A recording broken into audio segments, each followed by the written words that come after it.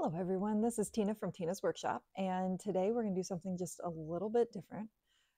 As most of you know, I not only knit and crochet, I also spin my own yarn.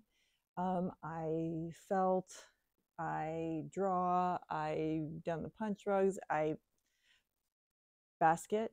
I do all kinds of different things. So I am definitely not limited to knitting and crocheting. That's just what the majority of what I do is. That being said, I have only actually been spinning my own yarn for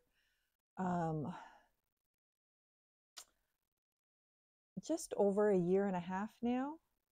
And I started doing the drop spindle probably a month or two after I learned to spin on a spinning wheel. So I am definitely not super experienced with this.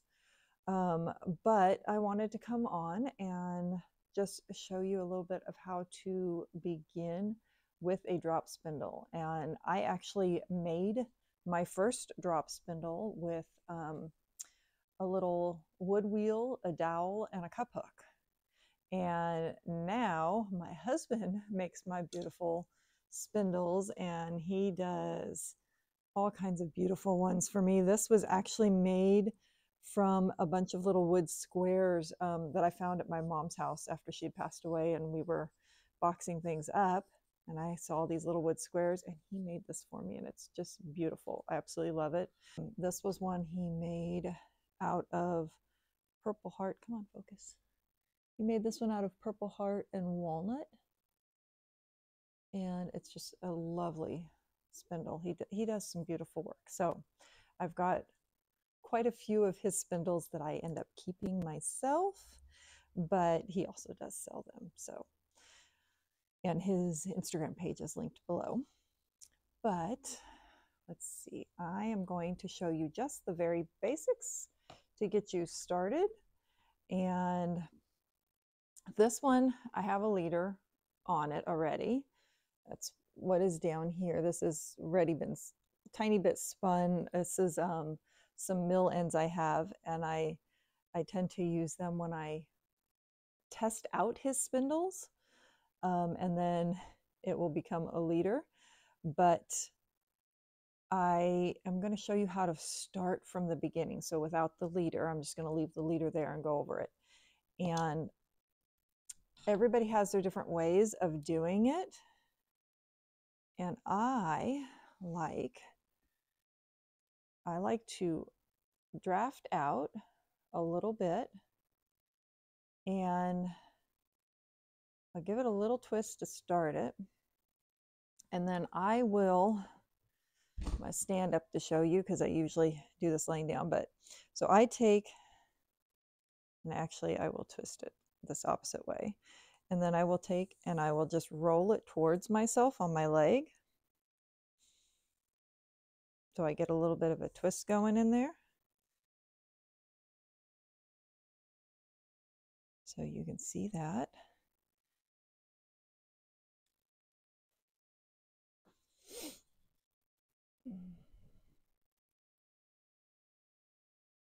Then I can hook that right there. So I'm still holding both ends here, and it's hooked right there. Now I am spinning. See if I can get my face out of this so it stops focusing on me. I am spinning. I'm twisting my fingers so that the spindle itself is going to the right. So there's a thing called an S twist and a Z twist, and as you get going more, you'll understand more of that. But just to know, you're starting with an S twist, and when you ply with a Z twist. So your S twist, you're spinning it to the right. Your Z twist would be going the other way. So we're spinning it to the right, and I'm just going to let it spin and get a little spin there. And then I just grabbed a hold of it, and I'm not so worried about how this looks right now because this is going to be at the tail end. And I'm going to draft out a little bit more. And you'll see that is going to twist right up into it. So When we get enough here, then you hold this. So I'm going to walk this back. I'm going to pull this back off of here, off of the hook, and I'm going to take that end and I'm going to lay that down. Let's see. I'm going to lay that on the stick and I'm going to roll right over the top of it so that I'm locking that end down. So see, you want it to, so that when you pull it, it's not going to come off. So I'm going to roll right over it. But I need to leave enough here that I can come back up to here. So right now, I'm not quite at the right space. I need to unwind that a little bit. And in my husband's spindles and some others, you will find a little notch. And that notch just keeps your yarn from sliding as you're spinning it. So I wrap around that hook twice. I don't just do once. Preferably, I do it twice. You could just do it once. But see, now your yarn's all attached. Because yes, this is your yarn. This is your fiber, but this is your yarn. You could technically use it at this point, which is called a single. And when you apply it, you're going to be taking 2 or more singles to create your ply. So now we're going to draft out some more. And you want to make sure that this tail is out of your way. I'm planning to make a wrist distaff that I'm going to crochet, and I might do a video on that if people are interested, which will hold that fiber out of your way. But so now I have my fiber up again, and I'm going to spin it again. And then I'm going to draft out some more, and I'm going to keep spinning it. And you'll get to the point where you can spin and draft and let it fall at the same time. And yes, it is a drop spindle, and there's a very good chance you will drop it many times. That happens. When I first started to learn, I will show you. Okay, I'm going to unhook and I'm going to wrap along this again. I know I had a big lump there, and I'll show you how to deal with that later. Okay, so when I first started to learn, I had trouble holding it and letting it go, and it was trying to, what is it, rub your belly and pat your head at the same time. That's what it was like doing. I had a lot of issues trying to do that. And the more I did it, the more that just became natural and I could do it. But when I first was learning, I was doing a park and draft method. So I would pull it out, I would spin it, then I would stop it, and I would either tuck it here, or depending on how I was sitting, I might tuck it right between my knees. If you're standing or something, people will tuck it here while they draft out some more and then spin again and then park it and draft. So that's why it's called park and draft, because you're parking it and you're drafting it, and then you spin some more. But like I said, the more you get used to it, you'll be able to start doing this. And if you're spinning it and you have your piece tear, I will show you what to do with that too. I'm going to make this a little shorter so it's easier to show you.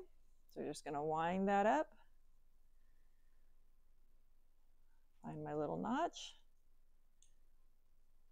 Okay, so if you're doing it and your whole thing falls and this is what you're left with, don't fret. It's easy to fix. So you have this all kind of fluffed out. You see how that is fluffed? Light color, sorry. So you're going to do the same thing with this end. You're going to draft out a little bit and make sure it's kind of fluffed. And you're going to lay these two on top of each other. and then pinch this down along where it's already at. Give it a little tug so that it's all kind of spliced together. Now I'm holding it still up where this piece from below is attached, because if I had grabbed up here, then the whole thing would have fallen apart. But I'm still holding enough of this fiber. And I start spinning it again, and it's going to spin right up into there, and that is now attached, and I can just keep working. So I just keep spinning and keep going. Now I am going to grab this other one, so it's in a little bit of a different color. And when you go to set this down and you have this, you can actually just, this is what I do, you can just wind that loosely onto there, and then you can set it down. So this is a little wall basket I recently found in the store, and I thought this is like the perfect size to use with my spindle. And my idea is that I could hook it onto a belt, and I could actually walk with this if I want to. So my fiber is inside of it, my spindle fits in it, so grab and go. So this one has a little bit of a darker fiber on it. And you can see, let's see, you can see some that I've been working on there. And we're just going to do the same thing, same type of spindle. So I'm going to wrap it around there twice because that's the way I like to do it.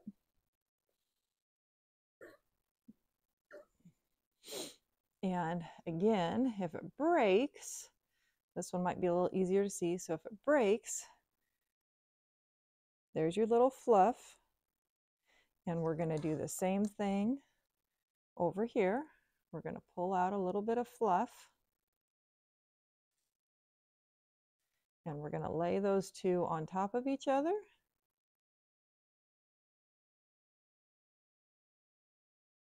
Going to bring that down right there. And so I'm still holding that one from here. And it's just going to spin right into itself. And we can keep going. Now, I told you I would show you what to do if you have a big piece that didn't seem to spin like I did on that last one. So let's see if I can purposely do that, because you know when you purposely try to do it, it doesn't always work. So let's see if I can purposely get a larger piece going. Of course, it's not going to work. Okay, let's just try and do it like this. Okay, we're going to pretend like this is our larger bit here that didn't spin. And when you get something like that, one thing you can do is come back to that point, put it in your fingers, untwist it a little bit so that you have it unwound, and then give it a little tug so that it kind of thins it down, and then let it twist back up. And sometimes that will solve it. I've had other times that that doesn't solve it. And what I do then is I will come back and I will sit and twist it with my fingers like this. And in a sense, I'm almost like felting it a little bit, and it will work it down till it'll be a nice twisted piece. And I can get rid of those little lumps that way.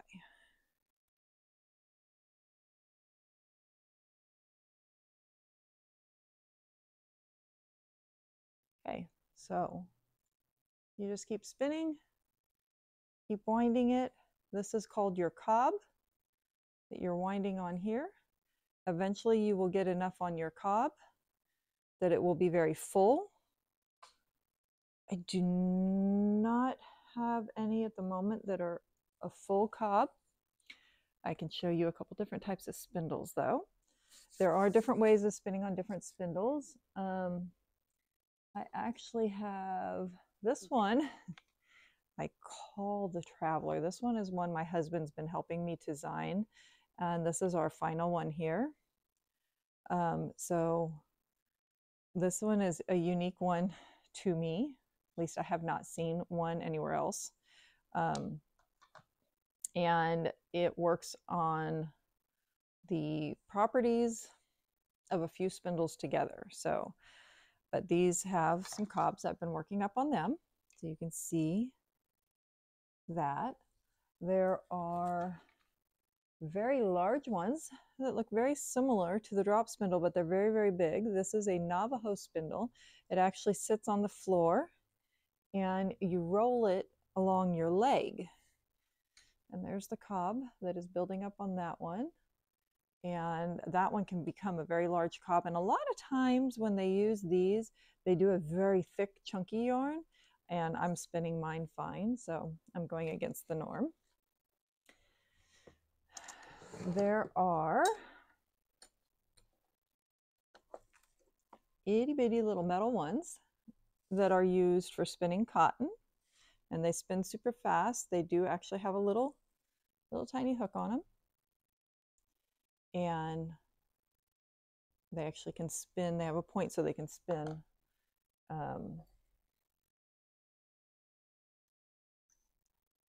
like a top. And I have a support spindle. So this one is used in some sort of base and spun, and you're actually spinning off of the top, so you have no hook holding it. That one took me a little bit longer to get the hang of, and I really wasn't sure I was going to, but I did eventually get the hang of that one.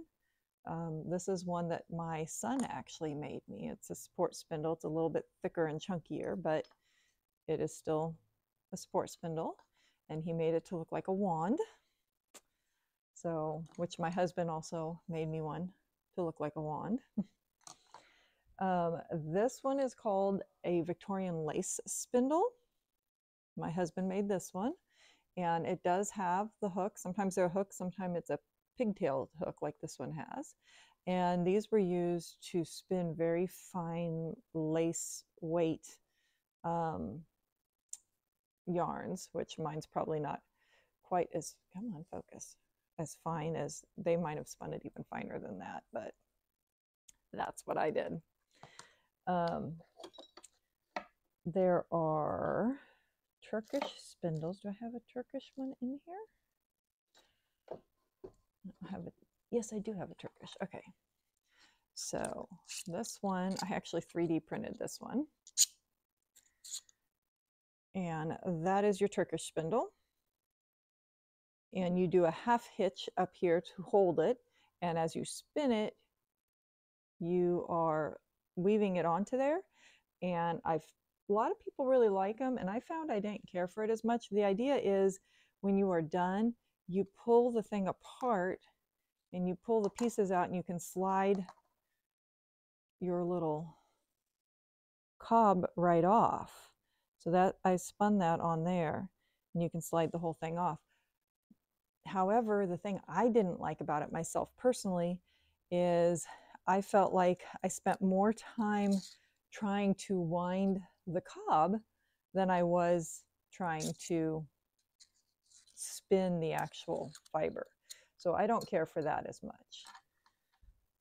This is called a Delgon spindle, and it actually gets and has a pretty wrap to it also when you're wrapping it. A little bit easier than on the Turkish, but you're still wrapping it pretty. And the working fiber actually comes down around the cross, and then it comes up and it has the half hitch here. So it's another old style, and it takes a little bit of practice. Just trying to see. I really enjoy the different types of spindles, and I've been learning about the different ones. Actually, this is another one that I had actually bought. This one and this one is by the same person. He does amazing stuff. However, I bought this one, and that's how much I've used it. I don't care for it as much as I do the ones that my husband makes. Though I will say his support spindle, absolutely stunning, and I love it. It's one of my favorite spindles. But I have become very partial to the ones that my husband makes. And this was actually the very first one he made. Not pretty. It worked, but it was really more of a park and draft. It did not have a really good spin on it, but it worked. And he learned from this. So this one he actually did a little over a year ago.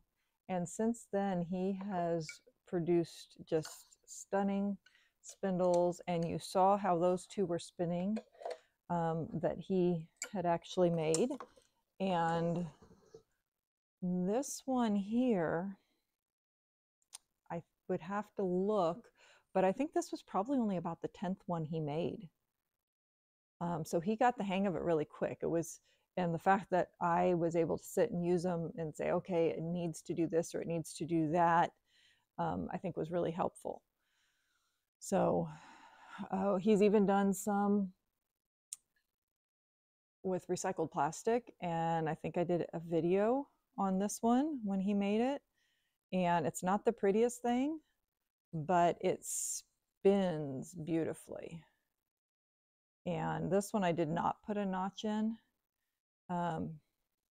just because of the way the plastic was on it, but it is a beautiful spinner. It spins and spins and spins.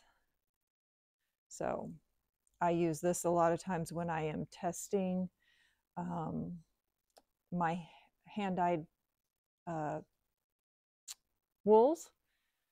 I always spin a little sample to see how the colors look when it's spun up, and so that is my one I use for that. But that is the basics on using a drop spindle. I hope that helps. And once you have your whole cob filled up, you can wind. Oh, look, I created a little spot there. Don't know if you can see. There's a little thick spot right there. So like I said, if you untwist it a little bit, you can give it a little bit of a tug, let it twist back up, and if that doesn't work, twist it with your fingers. Look at that.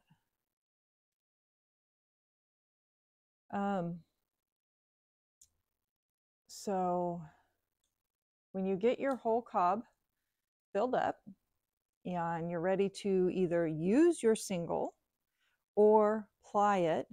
Now, if you only have one drop spindle and you're wanting to create a plied yarn, you need to take that yarn off and put it somewhere else so that then you can work on your next one.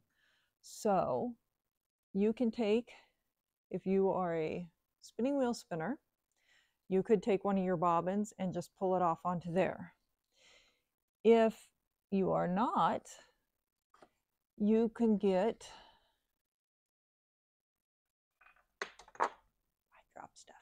You can get a paper towel tube, a toilet paper tube, or a wrapping paper tube.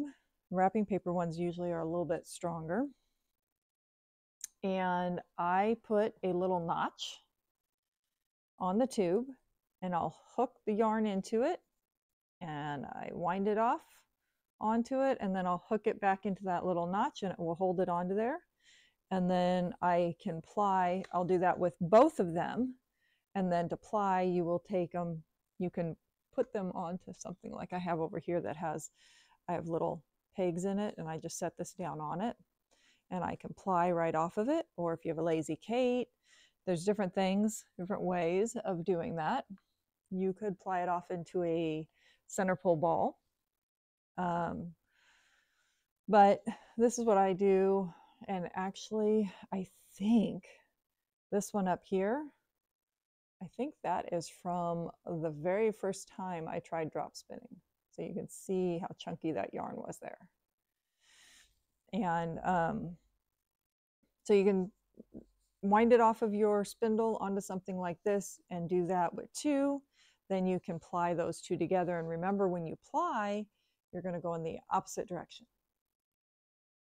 So that way it'll twist the 2 together, and you're putting a lot of twist into what you're doing. So if you take it off from here, if you take this off right now, it looks really nice and straight. But if I take that and I fold this in half and I let it go, see all that twist that's built up? Well, when it twists in the opposite direction, it automatically brings these 2 twists together, and it makes them twist. And I did that with too long of a piece. Can we do it? Yep, there we go. So that's why you twist in that. Well, that is a reason why you twist in the other direction. I'm sure there's many more reasons, but that is a reason why you twist in the opposite direction. So trying to think if there's anything else I need to tell you. I think that is the main thing. That should give you an idea of how to start on a drop spindle. So whether you buy one online, you buy one of my husband's, or you make one yourself like I did.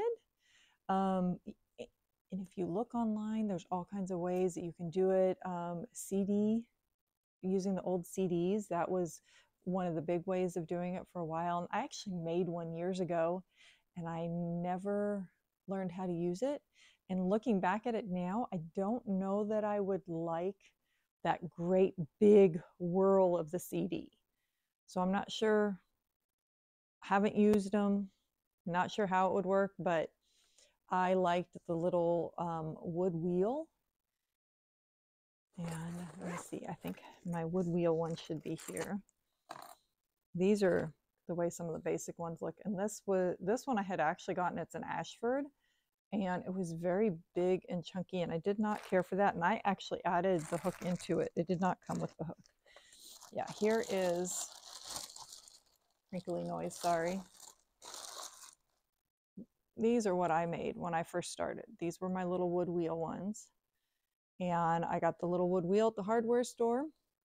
I got the dowel and cut it. One dowel will make multiples. And I just pushed that down inside of it, got a little tiny cup hook, stuck the cup hook in it, and then I did end up adding the little notch into it, but you don't have to. And that's what I started with. I started with these, and it worked really well. And they don't hang and spin as well, but for parking and drafting, worked beautifully.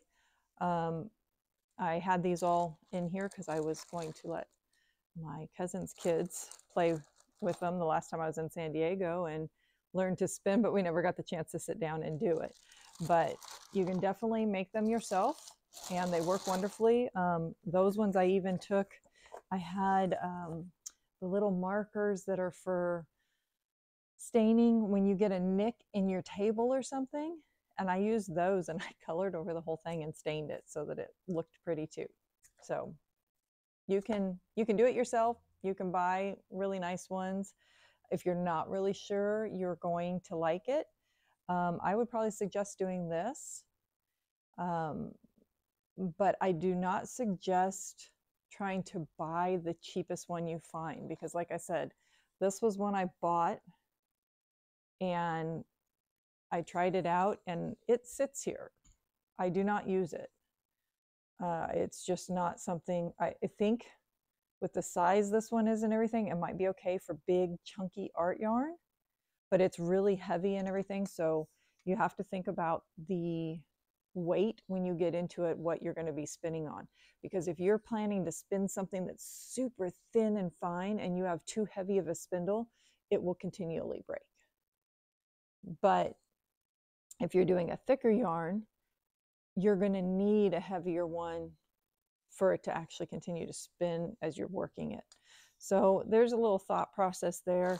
The ones, most of the ones that my husband makes are, I think, around an ounce to an ounce and a half, and they're just the right weight that you can do something a little bit thinner, but you can also do something a little bit thicker.